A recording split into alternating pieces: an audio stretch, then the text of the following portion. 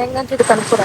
ಕನಕಪುರ ಸಖತ್ತಾಗೈತಿ. ಮಳೆ ಬಂದು ಎಲ್ಲ ಈ ಸೇತುವೆ ಮೇಲೆ ಇನ್ನೊಂದು ಸೇತುವೆ ಕಟ್ಬಿಟ್ರು, ಆ ಥರ ನೀರು.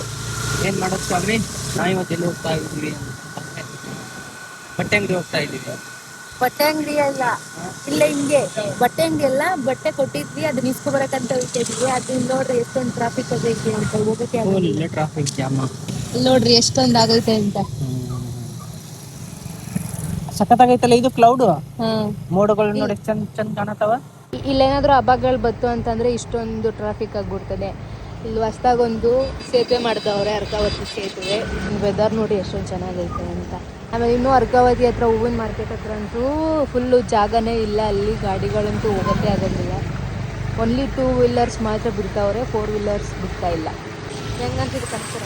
ಕನಕಪುರ ಸಖತ್ತಾಗೈತಿ. ಮಳೆ ಬಂದು ಎಲ್ಲ ಈ ಸೇತುವೆ ಮೇಲೆ ಇನ್ನೊಂದು ಸೇತುವೆ ಕಟ್ಟಬೇಕು, ಆ ಥರ ನೀರು. ಏನು ಮಾಡೋದು ಸ್ವಾಮಿ? ಎಲ್ಲಿ? ಅರ್ಕಾವತಿ ಹೂವಿನ ಮಾರ್ಕೆಟ್ ಹತ್ರ, ಹೂವಿನ ಮಾರ್ಕೆಟ್ ಹತ್ರ. ಇದು ಜನ ಮರಳು, ಜಾತ್ರೆ ಮರಳು. ತೋರ್ಸೋಣ ನಡಿ. ಮಳೆ ಬಂದು ಸ್ವಲ್ಪ ಜನ ಕಡಿಮೆ ಆಗಿದ್ದಾರೆ ಅಷ್ಟೇ. ಹುಷಾರು.